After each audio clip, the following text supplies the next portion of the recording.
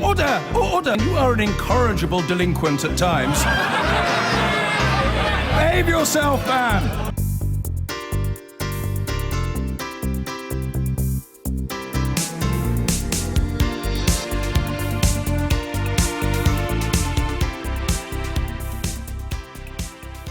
So, it will seem like ancient history to some, but Jeremy Corbyn's meetings with the Czech agent and diplomat in the 1980s have been making the headlines in recent days in some newspapers. Some of these papers accusing the Labour leader of even, quote, betraying his country. Defence Secretary Gavin Williamson said the revelations prove that the Labour leader, quote, cannot be trusted. But last night, Mr Corbyn hit back with a video posted on social media. Publishing these ridiculous smears that have been refuted by Czech officials shows just how worried the media bosses are by the prospect of a Labour government. They're right to be. Labour will stand up to the powerful and corrupt and take the side of the many, not the few. A free press is essential for democracy, and we don't want to close it down, we want to open it up. Mr Corbyn on social media. So, Andrew Gwynne, he says for the newspapers, change is coming. What change? Well, absolutely. We've said, and it's been our position since the general election and before, that we will implement Leveson 2, and that's the change that is precisely coming. We think that... But just to clarify, because people don't follow this in detail, Leveson 2 would be a second stage of the Leveson inquiry. That's not a change, that's an inquiry. And it's into hacking, which couldn't be done first time, and it's into press relations with the police. So I ask again, what change is coming? Well, the change is happening already, Andrew. What we've seen is that the influence of the newspaper media is less than it used to be. You know, at the last general election, the day before the general election, we had a 13-page smear on Jeremy Corbyn in the Daily Mail. Right. That proved not to be worth the paper it was written on. It didn't have a single impact. I think you're quite right to say that newspapers don't have the political limit. But that's fine. The change but that's not been brought about by Labour or by policy. No, that by is social media, that's a systemic change. By falling in circulation. I ask again, what change would Labour bring? What would you do to stop stories like the ones that we were just talking about there, which you obviously, let's take it for granted, you think they're just a tissue of nonsense. What change would you make to stop them being published? Well, I think tissue of nonsense gives it over-credence, you know. But what change? Well, the changes are that we want to open up the press. We talk about having a free press, and I think we should be proud of the fact that we have freedom of press. But it's not freedom of press when you have 71% of the media in the hands of You're giving me the analysis. exiles. Excuse me. You're giving me the analysis to justify the change. I understand that. That's what Mr Corbyn did in his social media posting. I'm trying to get from you, what change would Labour make in the law? What would you do to stop stories like this being published?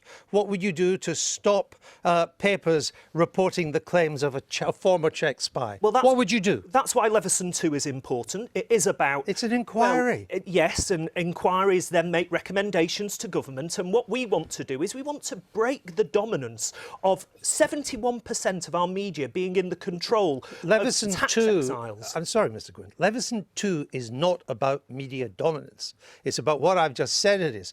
So let me try one more time. How would you change? How would a Labour government change the regulations and reporting rules for the media? Well, we want to make sure that there is a genuine free press. How would you do that? Well, we would go forward by bringing forward measures that make sure that the press is not only free, but also... What would these measures be? Well, would you ban foreign ownership? Well, that's to be decided by Tom Watson and his shadow team. So you don't know? Well, look, Andrew, the point is that we've got a situation here where 71% of the media is in the control of tax exiles. We want them to be paying tax. Is Rupert Murdoch a tax exile? We want them is Rupert Murdoch a tax exile? We want them to be paying tax in this country. Is Rupert Murdoch a tax exile? I'm not going to get into individuals, but you know that the dominance of the press barons in this country is not healthy for democracy. So would you ban foreign ownership? Well, that is one option that may be on the table. Maybe. But, so with the change that's coming, We just have no idea what the change is. But change has to come, because we can't go on with media barons being able to present smears as fact and as news. Now you're back to the analysis. You won't tell me what that leads to. So let's move on with Steve Baker. The Defence Secretary says Mr Corbyn has, quote, betrayed his country. In what way? Well, the Defence Secretary's chosen his own words. I mean, the point for me about this debacle has is he that we betrayed believe... his country? Well, Jeremy Corbyn, I think, is a grave danger to this country, but that's because has he betrayed the country? That's because of the ideas in which he believes and what that would mean for our economy and our society. People have all sorts of ideas. But your Defence Secretary, our Defence Secretary, the Defence Secretary of this government, of our government, has said the leader of Her Majesty's opposition has betrayed his country. In what way has he betrayed his country? Well, that really is a question for Gavin Williamson. That's not the word. So you don't agree with it? Well, I'm not really commenting on the... Well, do you think he's betrayed the country? I think that Jeremy Corbyn is a grave danger to our country. But that's a political point. That's a different... Of course you do. Everybody in one party thinks the other party is a grave danger.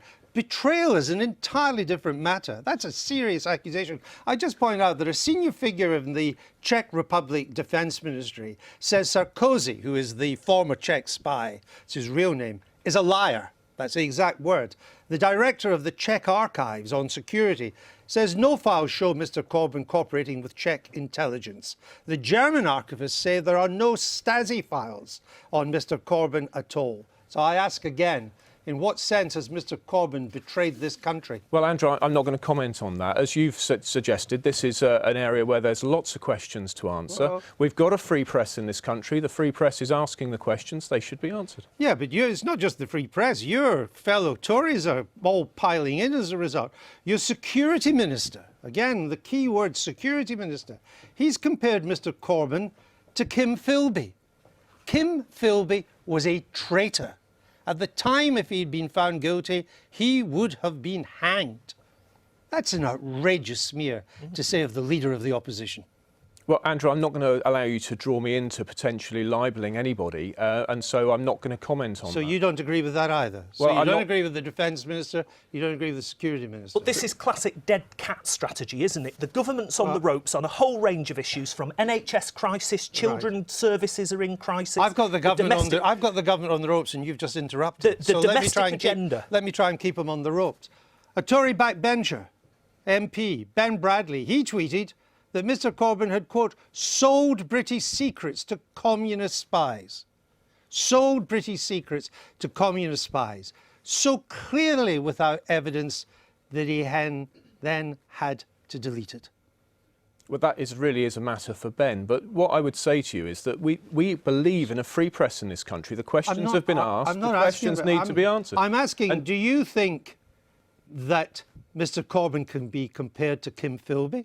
Do you think that he has in any way betrayed this country? Do you think he sold British secrets? Do you think any of that? I've got no evidence for any of that, and so I won't make any... So why do your colleagues? Well, that's a matter for them, Andrew. Surely the real scandal, Mr Baker, isn't what Mr Corbyn has supposedly done or not done. It's the outright lies and disinformation that your fellow Tories are spreading. That's the real scandal, isn't it? I'm not going to accuse my colleagues of lies or disinformation. They will need to defend what they've said. Well, I would put it to you, it's clearly a lie on any evidence so far available to us that Mr Corbyn sold British secrets to the communists. Agreed?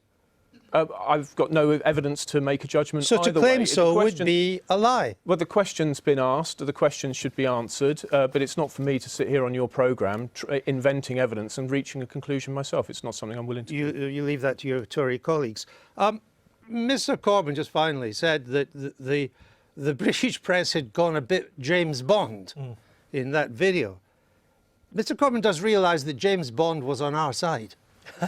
Absolutely, yes. But I think the real issue here, Andrew, and you've hit the nail on the head, is that these are fabrications. You know, they are at best made up. At worst, they have been designed to deflect from the crisis the government's in. Well, I'm going to stop you there because I think you will agree that we've kind of done that. Well, we have, All right. but Good. you know, it's an important So we'll point move to on. make. And that's why it's been made more than several times. I've been getting away with it all my